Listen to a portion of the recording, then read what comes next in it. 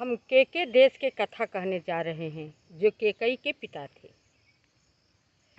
केके देश एक बार क्या हुआ कि भोजन कर रहे थे तो उनकी रानी वहीं पर बैठी थी। तो भोजन करते करते वो मुस्कुरा रहे थे। अब रानी इधर उधर रंग अपना ढकने लगी, क्यों मुस्कुरा रहे हैं, क्या देख रहे हैं। फिर पूछी कि आप क्यों मुस्कुरा रहे थे भोजन करते वक्त। कोई बात नहीं, कुछ बात नहीं। कहीं नहीं, कुछ तो बात है, आप बार बार मुस्कुरा रहे थे। भोजन करते वक्त तो आप कभी नहीं मुस्कुराते थे, लेकिन उस समय आप मुस्कुरा रहे थे। क्या बात है, मुझे बताओ। राजा नहीं बताते, वो बार बार पूछती है, बार बार नहीं बताते। तो क्या होता था कि राजा जब एक बार तपस्या कर रहे थे तो ब्रह्मा जी उन्हें वरदान देने के लिए आए कि हे वत्स, तुम पर मैं बहुत खुश हूँ, कोई वरदान मांग लो। तो वरदान मांगते हैं कि हम सब जीव जंतु, चीटा चीटी, सर्प, मतलब सबका बोली हम समझ लें। मुझे समझ में आया कि कौन क्या कह रहा है। उन्होंने कहा कि ठीक है, समझ लोगे, लेकिन किसी से बता दोगे ये बात तो तुम वहीं पर पत्थर हो जाओगे, वहीं पर। राजा बोले कि मैं किसी से नहीं बताऊंगा।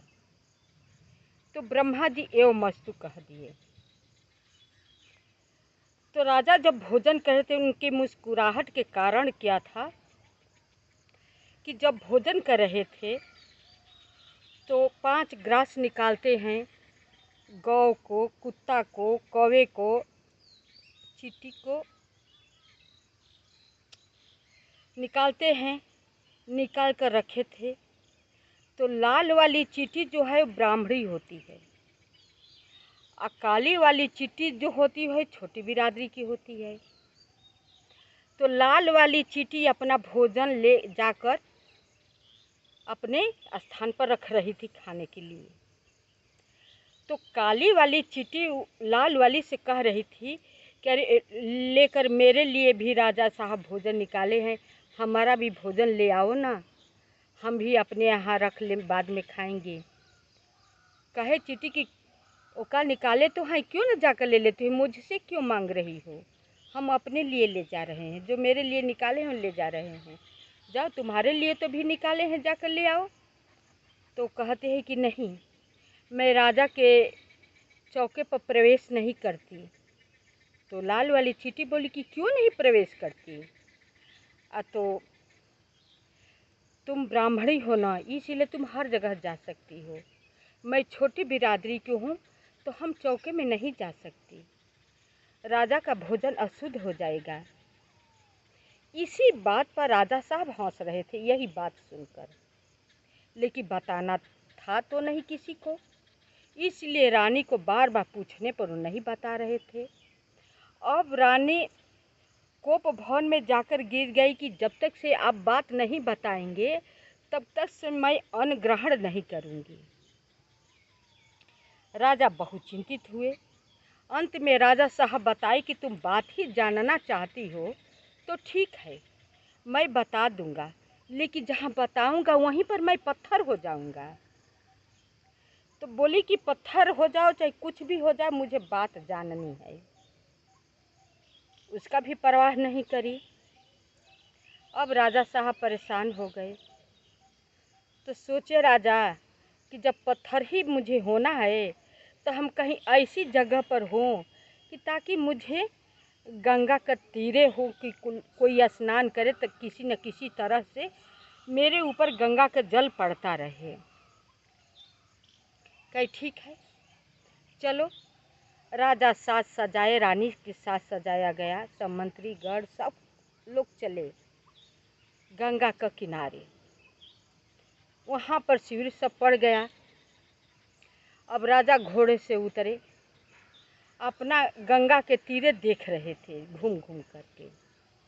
कि कहाँ पर बताने योग्य है बात, कहाँ पर बात बताने योग्य है कि मैं वहीं पर पत्थर हो जाऊं। तब तक से बकरा बकरी को लेकर किसान आता है, पानी पिलाने के लिए आते हैं। तो पीपल का पत्ता गंगा जी के धार से बह जा रहा था। तो जो बकरी थी वो बकरा से बोल रही थी कि पत्ता लाओ, हमें खाना है। वो कहा कि नहीं आ रहा है, धारा में है, अगर मैं जाऊंगा लाने के लिए ना तो बह जाऊंगा। तो बोली बकरी कि बह जाओगे तो बह जाओ, मुझे पत्ता चाहिए क्योंकि मैं गर्भवती हूँ। तो बकरा बोले कि चलो, मैं दूसरे जगह से तुम्हें पीपल के पत्ता ही न खाना है, तुम्हें पीपल का पत्ता खाने को दे दूंगा, ये लाने योग्य नहीं है। जब बकरा लपकता था लेने के लिए तो पत्ता और आगे बढ़ जाता था। अब बकरी वहीं पर ठान हठ मचा दी कि मुझे पता, यही पत्ता चाहिए तो चाहिए, तुम बह जाओ या मर जाओ, हमें उसका परवाह नहीं है, हमें पत्ता चाहिए।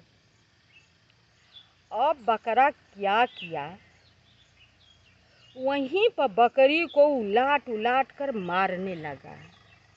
अब बोला कि तुम के राजा को समझ रखी हो कि नारी के लिए बात में आकर के पत्थर होने के लिए जगह खोज रहे हैं, पत्थर होने जा रहे हैं।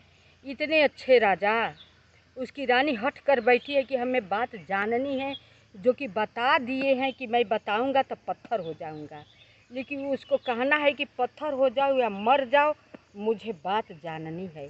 तो वही मुझे बना रखी हो कि मर जाऊं या बह जाऊं, तुम्हें पता चाहिए।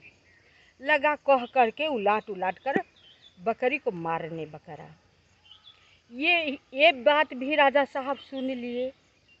अब राजा साहब को ये बकरा का ताना मारा हुआ बहुत दुख होता है। के राजा को बहुत बड़ा दुख होता है। कहते ओह, मुझे जात का बकरा ताना मार रहा है, मैं बहुत खराब काम कर रहा हूँ, इतनी भी स्त्री के मुंह में नहीं आना चाहिए। रानी के बुलाए कि आओ तुझे मैं बात बताता हूँ। रानी आई खुश होकर के कि हाँ बताओ। अब घोड़े के चाबुक लेकर के कोमल सा शरीर रानी का लगी सटी सटी मारने रानी को। यही बात है, यही बात है। मार करके दम जान ले लिए, गंगा जी में फेंक दिए राजा साहब। कहे अब आकर के ऊपर सब मंत्री वगैरह सेवकों से कि अब चलो घर चलते हैं, हो गया काम। तो जब कैकेयी रानी पर भरत जी गुस्सा करते हैं तो ये बात कहते हैं कि तुम उसी को लड़की हो ना, कि अपने पति को उन्होंने जान लेने पर तुल गई कि हमें बात किसी न किसी तरह जानना था, लेकिन अपने उन्हें तो बकरा की ताना मारने से समझ में आ गई कि रानी को, तुम्हारे माता को जान से मारकर गंगा जी में फेंक दे। बात नहीं बताई, बताने गए थे, लेकिन मेरे सीधे साधे पिताजी तुम्हारी बात काला नहीं समझ पाए, उनका जान तुम ले ली। कथा को मैं यहीं पर विसर्जन करती हूँ। और सब कथा सुनकर कमेंट कीजिए, सुनिए, अच्छा लगेगा, लाइक सब्सक्राइब कीजिए।